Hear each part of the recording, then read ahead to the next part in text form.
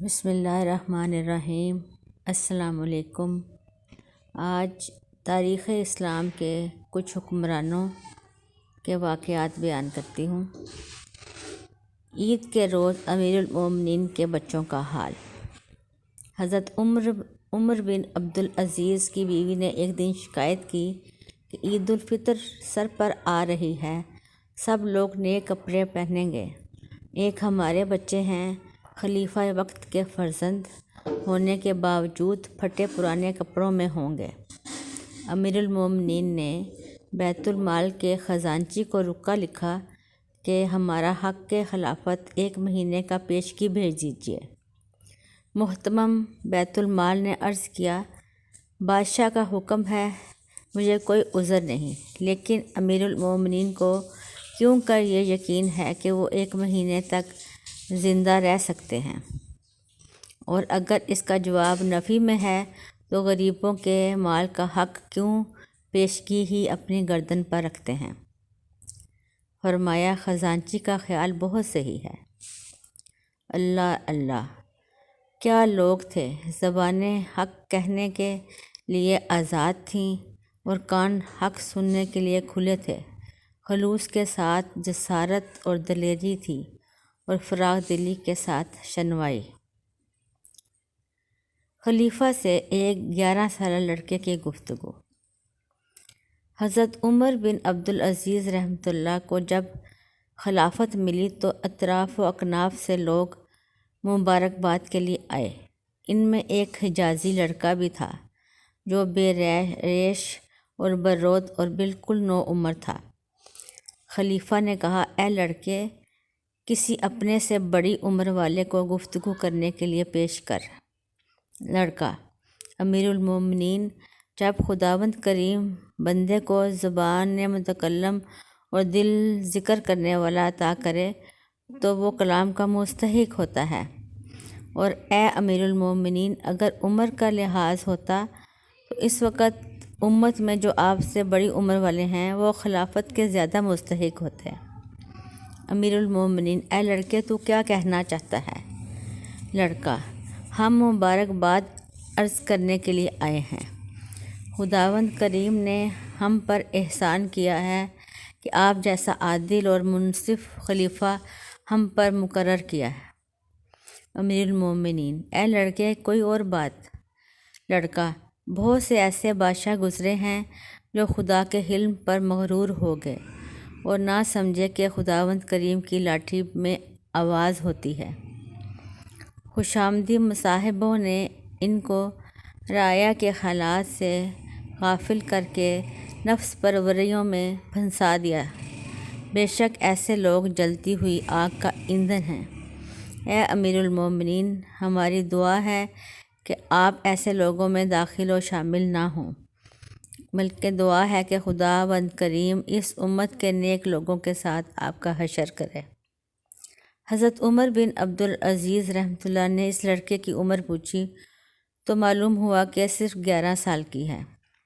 نسب پوچھا تو وہ لڑکا حسین رضی اللہ تعالیٰ ابن علی ابن ابی طالب کی اولاد میں سے نکلا۔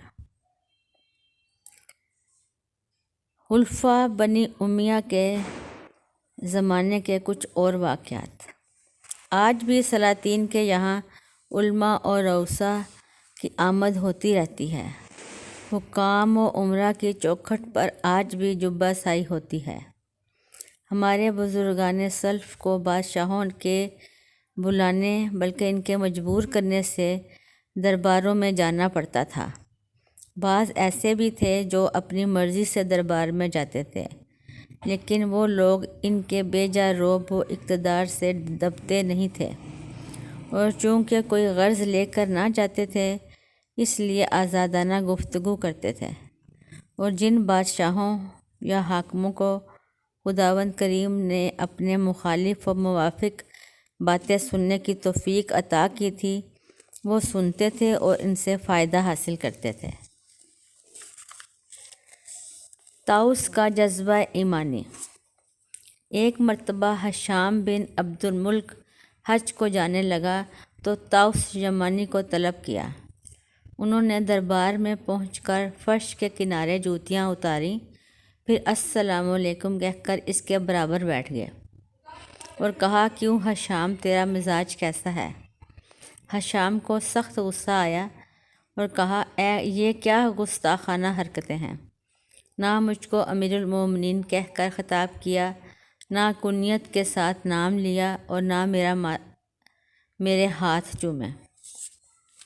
طاؤس نے کہا، ہاتھ تو میں نے اس لیے نہیں چومے کہ میں نے حضرت علی کرم اللہ وجہہ سے سنا ہے کہ صرف 2 شخصوں کا ہاتھ چومنا جائز ہے، بیوی کا یا بچہ کا، اور امیر المومنین کا لفظ اس لیے استعمال نہیں کیا کہ تمام مسلمان تجھ کو امیر المومنین نہیں سمجھتے، اس لیے میں اگر یہ لقب استعمال کرتا تو جھوٹا ہوتا، اور کنیت کی یہ کیفیت ہے کہ قرآن کریم میں خدا نے انبیاء اور اولیاء کے نام بغیر کنیت کے لیے ہیں، مثلا داؤد علیہ السلام، سلیمان علیہ السلام، عیسیٰ علیہ السلام، موسیٰ علیہ السلام، اور کافروں کی کنیت کے ساتھ خطاب کیا ہے، مثلا ابو لہب۔ ہشام متاثر ہوا اور کہا، کوئی اور نصیحت بھی کرو۔